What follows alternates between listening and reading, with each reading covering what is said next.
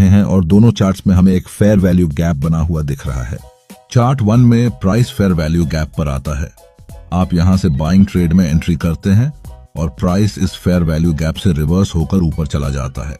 लेकिन चार्ट 2 में जब प्राइस फेयर वैल्यू गैप पर आता है तो आप फिर से बाइंग करते हैं, लेकिन इस बार प्राइस यहां से रिवर्स नहीं होता बल्कि आपकी एंट्री के ऑपोजिट चला जाता है और आप ट्रैप हो जाते हैं।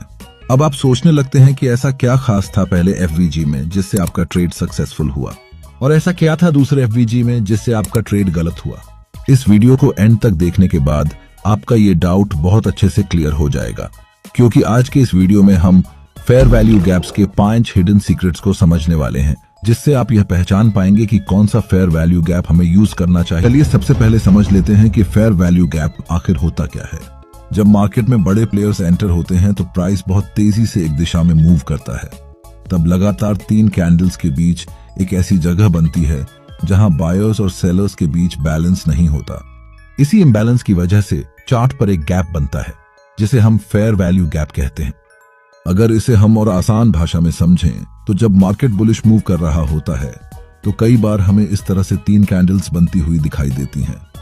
इसमें जब हम पहली कैंडल के हाई और तीसरी कैंडल के लो पर एक लाइन ड्रॉ करते हैं तो पहली कैंडल के हाई और तीसरी कैंडल के लो के बीच में हमें एक गैप बना हुआ दिखाई देता है जिसे हम फेयर वैल्यू गैप कहते हैं।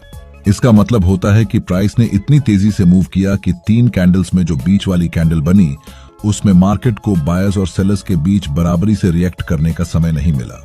इसी वजह से उस जोन में एक इम्बैलेंस बन गया जिसे मार्केट अक्सर बाद में फिल करने की कोशिश करता है। इसी तरह से जब मार्केट बेरिश मूव कर रहा होता है तो कई बार हमें इस तरह से 3 कैंडल्स बनती हुई दिखाई देती हैं। इसमें जब हम पहली कैंडल के लो और तीसरी कैंडल के हाई पर एक लाइन ड्रॉ करते हैं तो पहली कैंडल के लो और तीसरी कैंडल के हाई के बीच में हमें एक गैप बना हुआ दिखाई देता है जिसे हम फेयर वैल्यू गैप कहते हैं।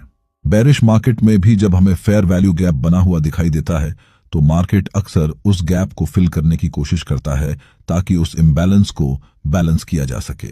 लेकिन जब हम चार्ट को ऑब्जर्व कर रहे होते हैं तो एक ही चार्ट पर हमें इस तरह से मल्टीपल फेयर वैल्यू गैप्स बने हुए दिखाई देते हैं। लेकिन ध्यान देने वाली बात यह है कि हर फेयर वैल्यू गैप ट्रेड करने लायक नहीं होता है।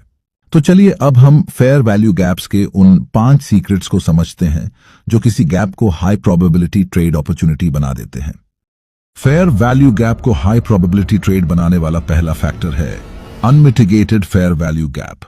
जब भी आप किसी फेयर वैल्यू गैप को देखें तो यह सुनिश्चित करें कि वह अनमिटिगेटेड हो, यानी प्राइस उस जोन को अभी तक टच न किया हो, क्योंकि अगर